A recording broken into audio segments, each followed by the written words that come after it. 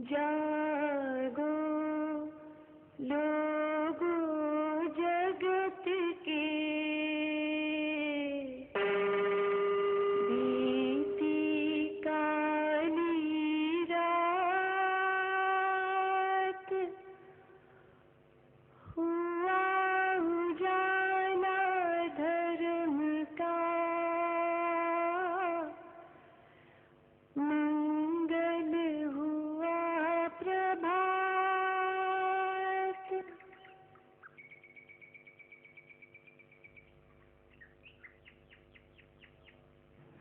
शांति प्रेमी सज्जनों,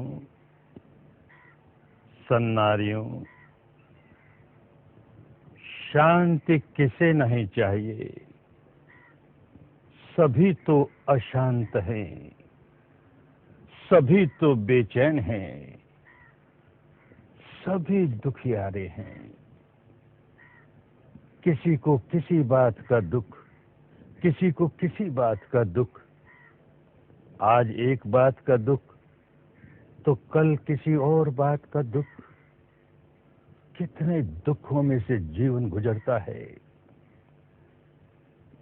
कोई अनचाही बात हो गई या कोई मनचाही बात नहीं हुई, उसमें कोई बाधा उपस्थित हो गई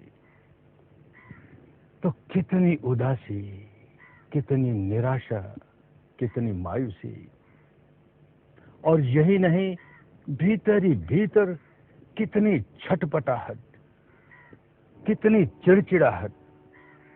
और यही नहीं, कितना क्रोध जगाते हैं, कितना द्वेष जगाते हैं, कितनी दुर्भावना जगाते हैं। इस व्यक्ति की वजह से मेरी मनचाही नहीं हुई, इन लोगों की वजह से मेरी मनचाही नहीं हुई। द्वेष ही द्वेष, दुर्भावना ही दुर्भावना।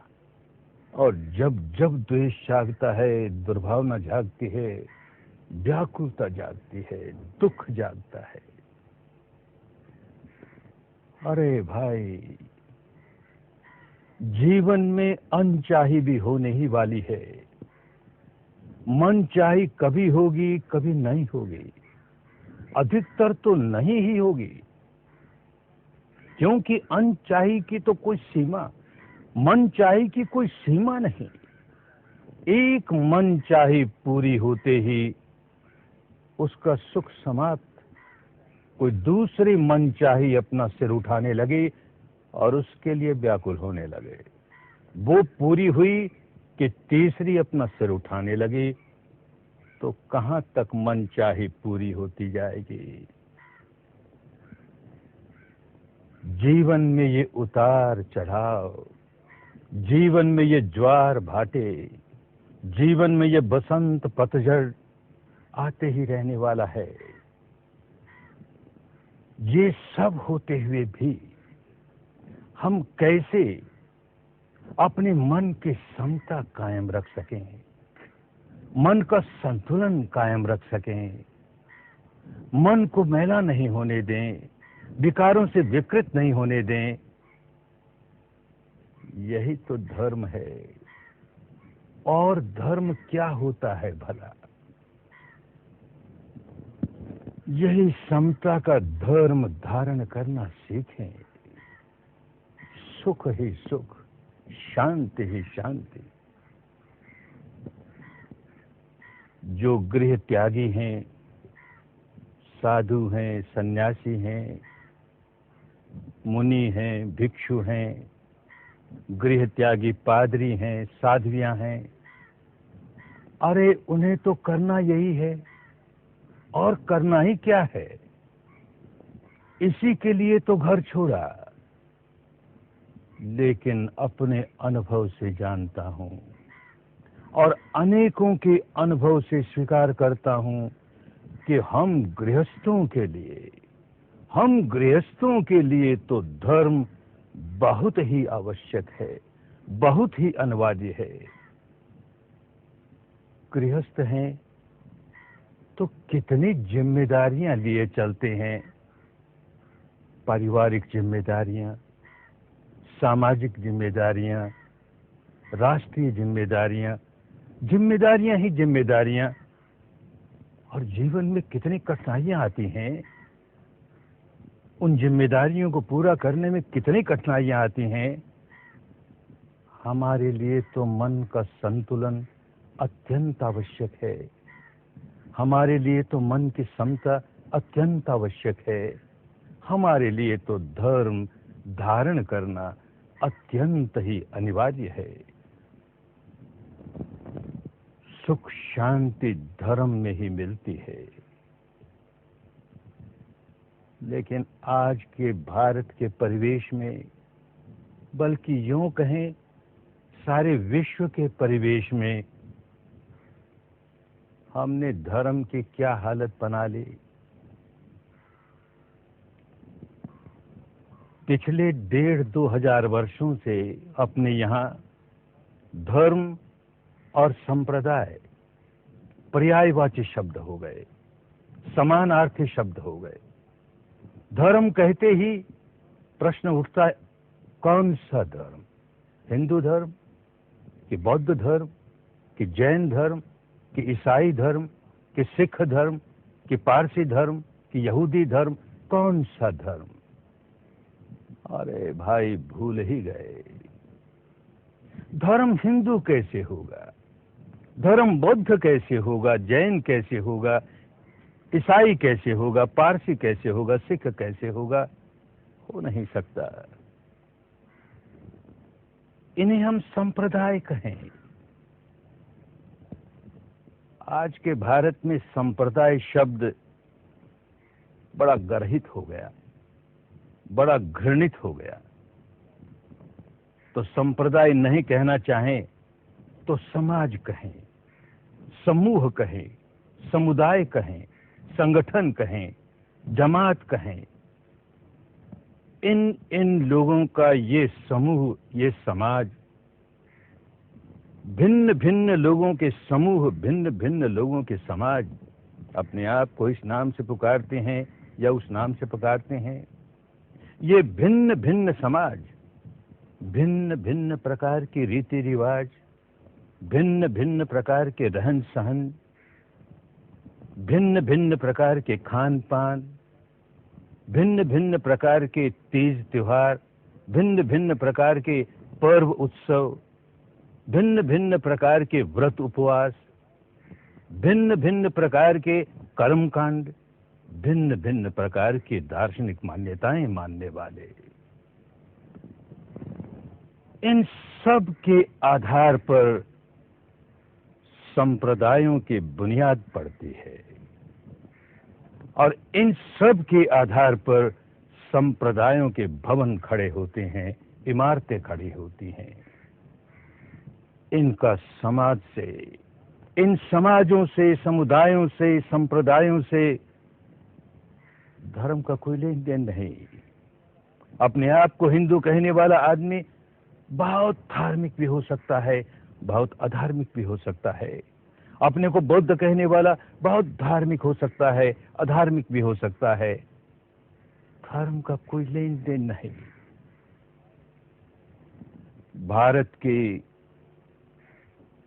पुराने भारत की धर्म के बारे में क्या व्याख्या थी, धर्म शब्द का क्या अर्थ था, उसे समझें। धर्म कहते थे स्वभाव को, धर्म कहते थे प्रकृति को, धर्म कहते थे निसर्ग को, निसर्ग के नियमों को, कुदरत के कानून को, विश्व के विधान को, ऋत को। ऋत वो जो सब पर लागू होती है। कुदरत का कानून सब पर एक जैसा लागू होता है। निसर्ग के नियम हिंदुओं के लिए अलग, मुसलमानों के लिए अलग, बौद्धों के लिए अलग, ऐसा नहीं होता। धर्म तो बड़ा महान होता है। धर्म सर्वव्यापी होता है। धर्म घट घटवासी होता है। धर्म बड़ा सर्वशक्तिमान होता है। धर्म अणु अणु को धारण करता है, अणु अणु धर्म को धारण करते हैं। सजीव निर्जीव सब पर धर्म की हुकूमत चलती है। धर्म का अपना एक अस्तित्व है, महान अस्तित्व है, स्वतंत्र अस्तित्व है, विशाल अस्तित्व है।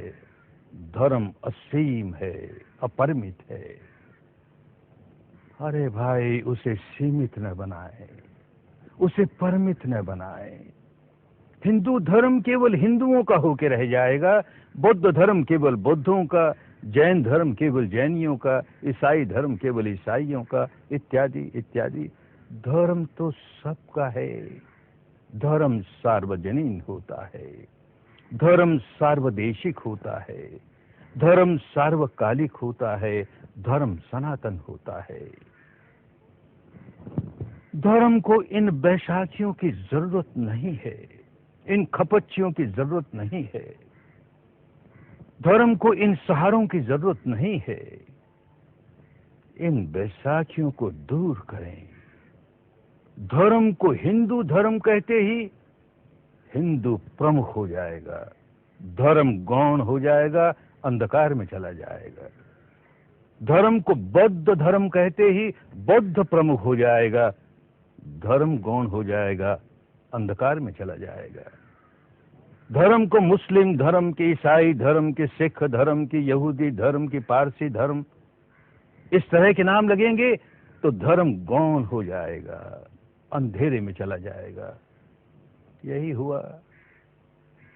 धर्म भूल गए, धर्म का सही अर्थ भूल गए, तो उसे धारण कैसे करेंगे? और धारण नहीं करेंगे तो उसका लाभ कैसे मिलेगा? आज ये धर्म शब्द भी कितना दूषित हो गया।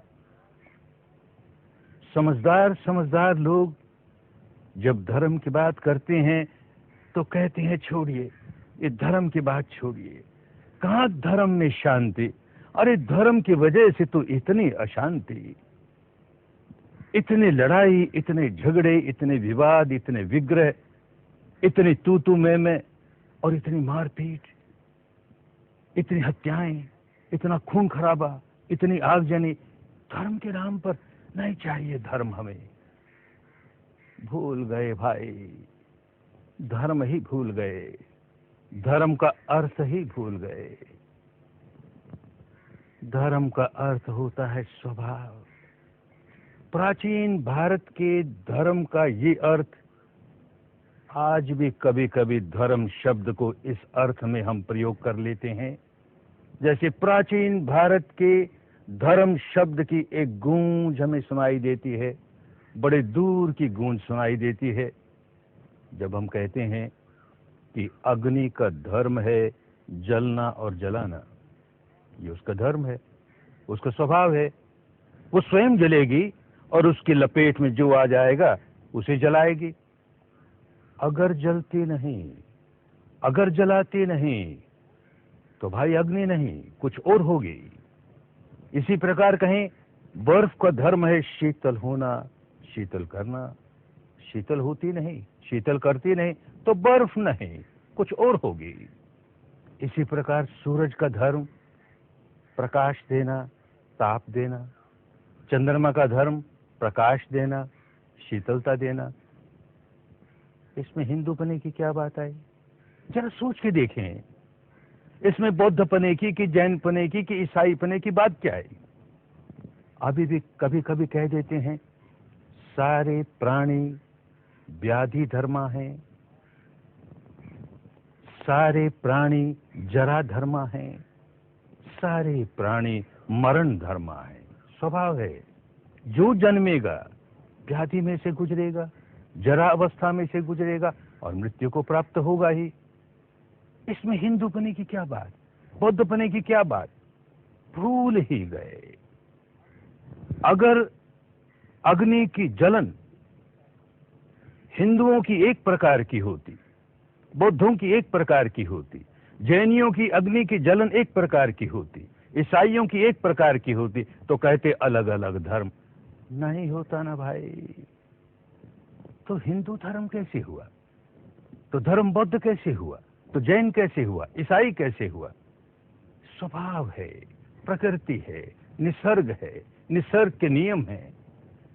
ठीक इन्हीं नियमों के अनुसार जब कोई व्यक्ति अपने मन में कोई विकार जगाता है, क्रोध जगाए, द्वेष जगाए, दुर्भावना जगाए, ईर्ष्या जगाए, मात्सर्य जगाए, दौर्मनस्य जगाए, कोई भी विकार जगाए, इन विकारों का अपना धर्म है, इनका अपना स्वभाव है।